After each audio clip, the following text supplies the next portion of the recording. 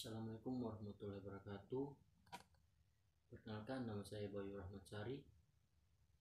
Saya akan menjelaskan hasil kerja saya dalam mata kuliah pengelolaan lingkungan budidaya perikanan. Beberapa potensi perikanan air tawar di Indonesia. Pertama, kondisi geografis Indonesia yang strategis berada di titik silang perdagangan dunia. Kedua, ikan-ikan air tawar banyak yang digemari. Ketiga, produksi perikanan budidaya mencapai 6,98 juta ton dari total produksi perikanan budidaya. Jumlah budidaya ikan dalam kolam air tawar menyumbangkan angka hingga 1,1 juta ton. Terakhir, jumlah hasil perikanan tangkap menurun dikarenakan ikan di laut semakin sulit ditangkap.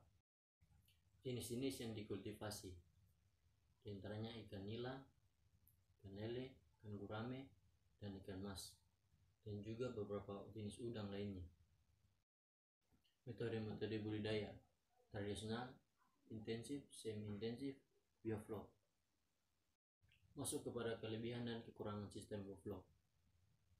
Kelebihannya diantaranya pH air menjadi relatif stabil, tidak memerlukan pergantian air karena pergantian akan mengakibatkan biosecurity mati.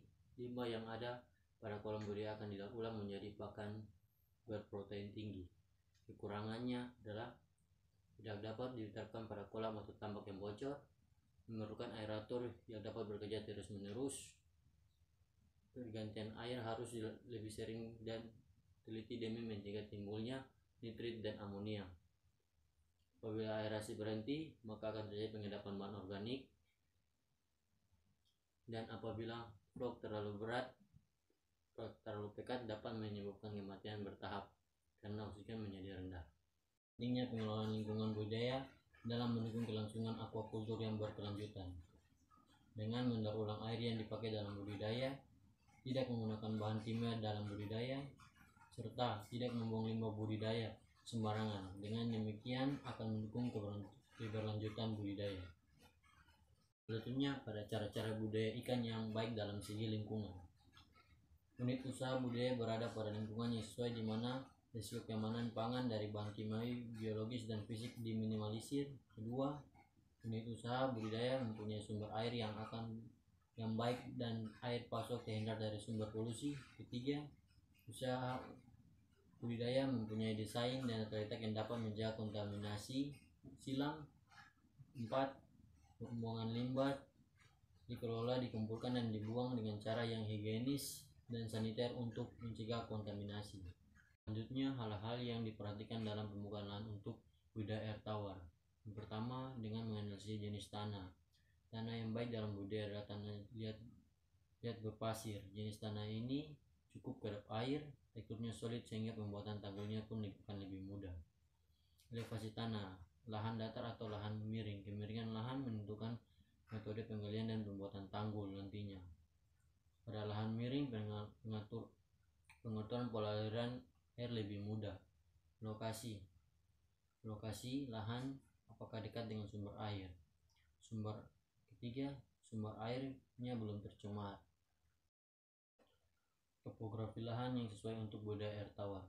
Dengan kemiringan 2-5%, topografi yang dipertimbangkan dalam evaluasi kesesuaian lahan adalah bentuk wilayah atau lereng dan ketinggian tempat di atas permukaan laut.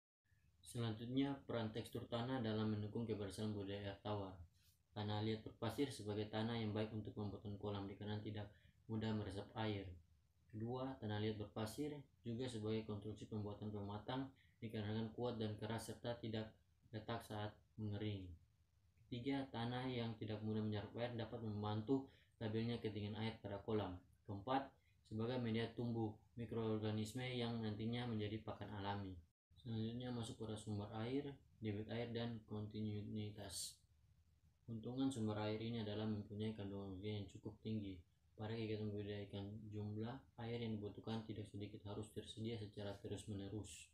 Air yang berasal dari danau, waduk, dan situ merupakan sumber air tawar yang banyak digunakan oleh kegiatan budidaya ikan. Debit air yang terlalu rendah akan mengakibatkan produksi ikan menurun. Kandungan oksigen dalam air menjadi berkurang dan sisa makanan atau kotoran hasil metabolisme tidak segera terbuang. Semakin tinggi debit air, maka kekuatan arus yang dihasilkan tinggi dan kandungan oksigen serta sarana pengeluaran limbah metabolis meningkat. Kontinuitas dalam budaya harus tetap berlanjut atau selalu ada, misal sumber air yang harus selalu ada dan selalu mengairi isi kolam. Iklim. Perubahan iklim adalah suatu fenomena yang telah menjadi keniscayaan dan tak dapat dihindari. Dampak perubahan iklim terhadap perikanan kolam dan tambak dalam jangka waktu singkat adalah kerugian yang dialami dari kegagalan produksi dan kerusakan infrastruktur yang disebabkan oleh banjir, meningkatkan risiko penyakit, serta ledakan populasi alga yang membahayakan populasi ikan. Pemukiman. Lokasi kolam yang berdekatan dengan pemukiman akan berdampak pada organisme yang ada pada kolam. Selain itu, limbah dari pemukiman akan mempengaruhi kualitas sumber air sekitar. Dengan demikian, dalam pembuatan kolam tidak disarankan berdekatan dengan pemukiman. Selanjutnya, pada kawasan industri. Bagi para pembudidaya atau pengelola, mempunyai sumber air yang baik merupakan penunjang dalam usahanya. Namun, apabila sumber air yang buruk merupakan masalah yang serius bagi pembudidaya. Masalah tersebut terjadi apabila lokasi kolam berdekatan dengan kawasan pabrik atau industri. Limbah dari pabrik akan mencemari lingkungan sekitar, termasuk sumber air sekitar, yang akan menyebabkan pembudidaya serta penurunan hasil produksi dan dapat mengakibatkan kematian bagi organisme yang ia pelihara. Selanjutnya masuk pada konstruksi kolam. Dalam pembuatan pematangan disesuaikan dengan kedalaman kolam. Perbandingan kemiringan 1:1,5 sebagai acuan dalam membuat pematang kolam. Untuk kolam yang berukuran 200 meter persegi, lebar pematang di bagian atas adalah 1 meter, maka lebar pematang pada bagian bawahnya adalah 3 meter. Pada pembuatan dasar kolam, untuk budidaya ikan ini dibuat miring ke arah pembuangan air. Kemiringan dasar kolam berkisar antara 1-2%. Saluran di dalam kolam budidaya ada 2 macam, yaitu saluran careng dan kemalir. Saluran di dalam kolam ini dibuat miring ke arah pintu pengeluaran air. Hal ini untuk memudahkan di dalam pengeringan kolam dan pembuatan ikan nantinya. Selanjutnya masih pada konstruksi kolam. Dalam pembuatan kolam yang baik harus memiliki pintu pemasukan air dan pintu pengeluaran air secara terpisah. Pada kolam tanah, pintu pemasukan dan pengeluaran air dibuat dari bambu atau pipa paralon. Dan sedangkan pada kolam beton, pintu pemasukan dan pengeluaran air menggunakan sistem monik. Ada pintu air sistem monik ini ada celah penyekatnya dan dapat diubah lebih dari satu. Celah penyekat ini berfungsi untuk mendapatkan papan-papan kayu yang disusun bertumpuk-tumpuk. Selanjutnya masuk pada sistem pengelolaan limbah sebelum dibuang dengan metode treatment ponds atau kolam perlakuan. Merupakan metode yang murah namun prosesnya berlangsung relatif lambat. Pada metode ini limbah cair ditempatkan dalam kolam-kolam terbuka. Alga yang tumbuh di permukaan kolam akan berfotosintesis menghasilkan oksigen.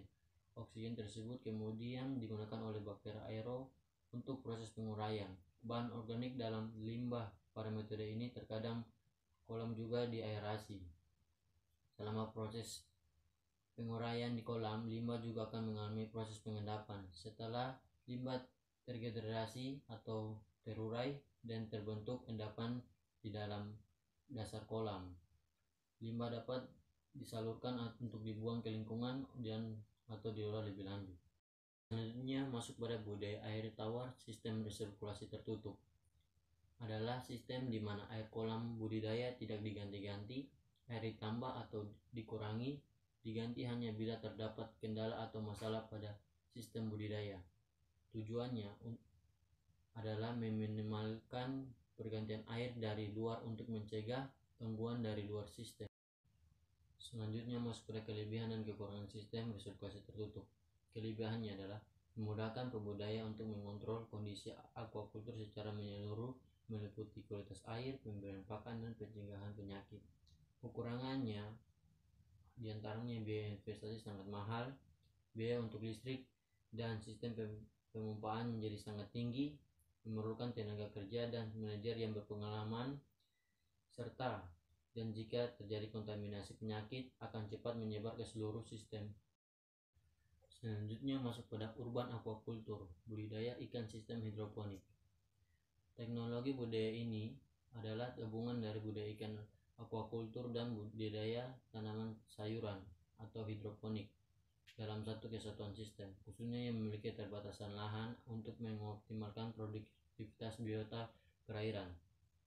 Tanaman memperoleh media dan nutrisi dari air kolam dan limbah kotoran ikan, sedangkan ikan mendapat media hidup di air yang bersih setelah dibersihkan oleh tanaman.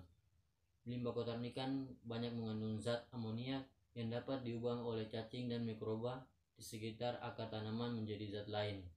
Zat lain inilah sebagai nutrisi yang amat dibutuhkan oleh tanaman.